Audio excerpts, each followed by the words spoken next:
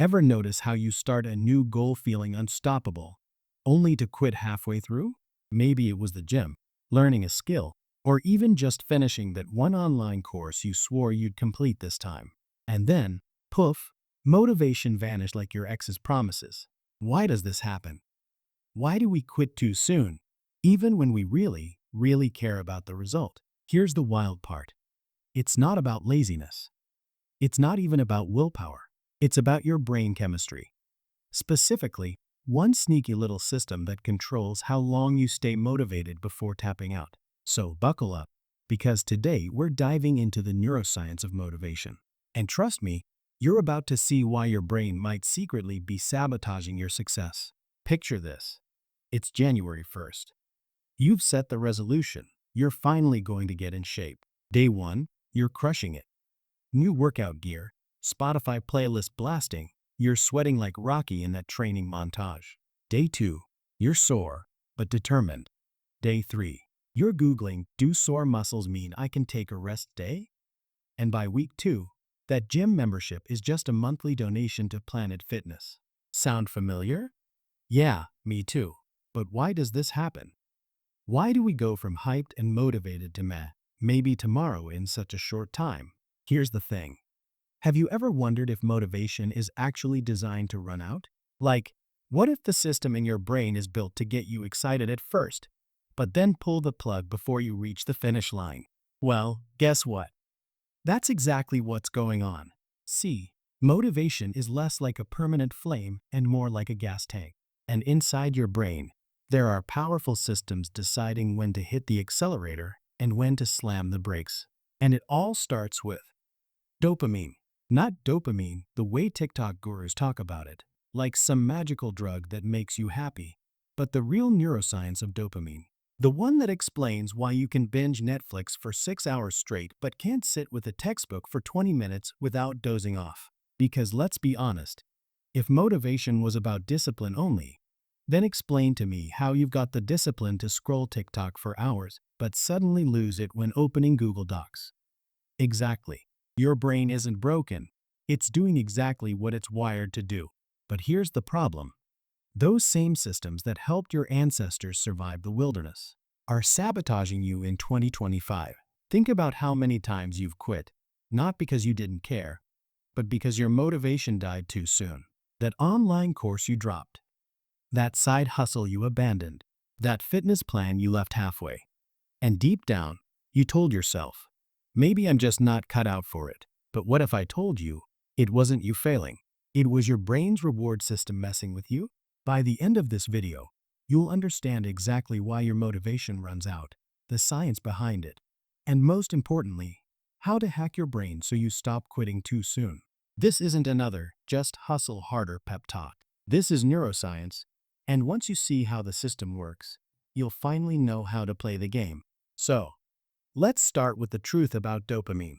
All right, let's clear up the first big myth. Dopamine is not the pleasure chemical.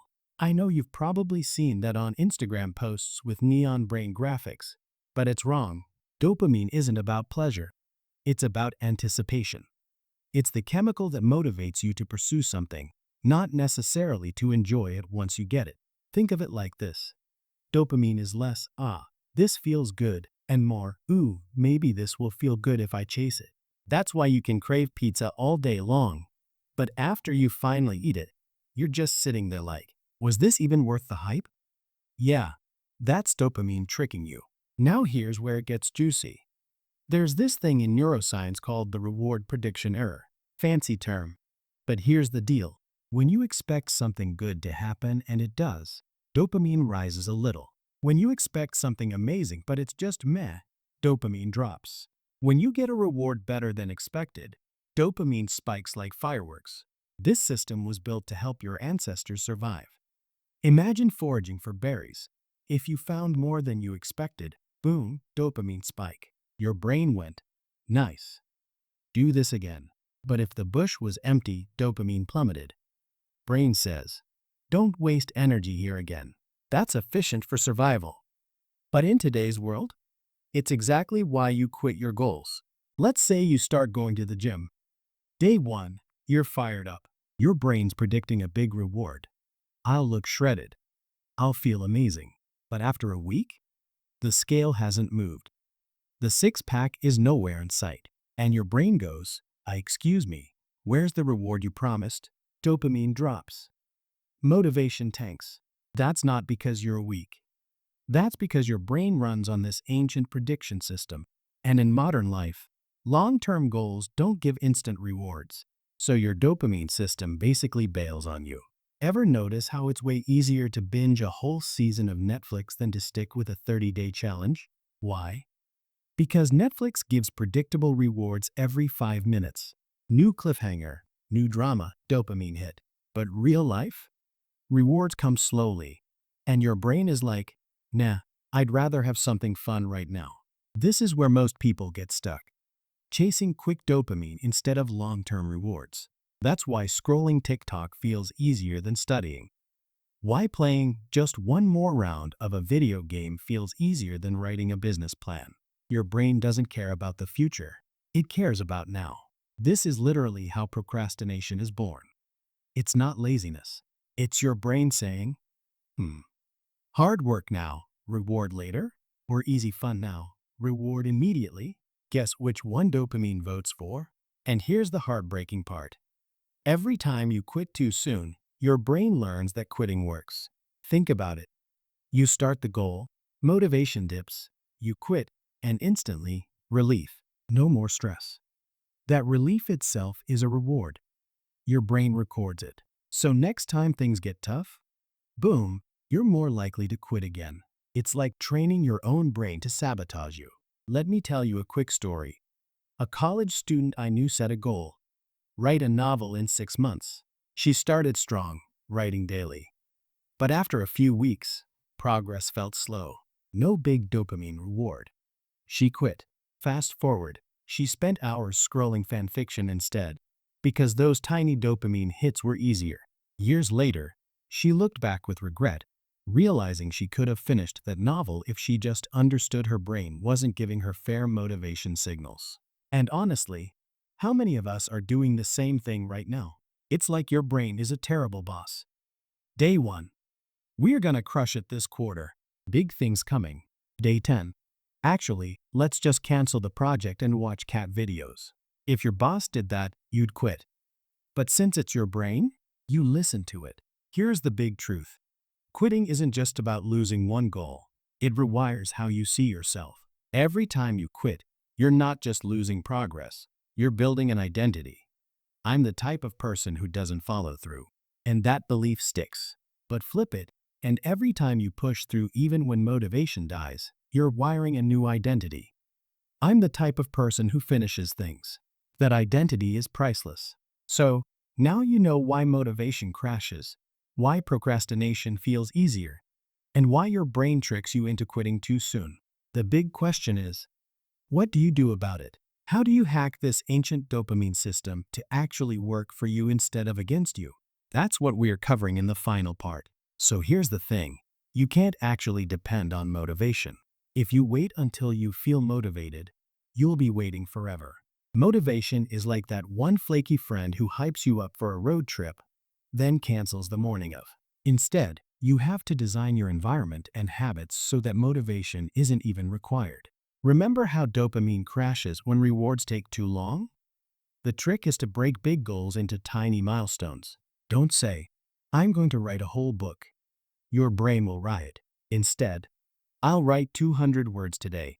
That's small enough that you finish it, and finishing gives you a dopamine hit.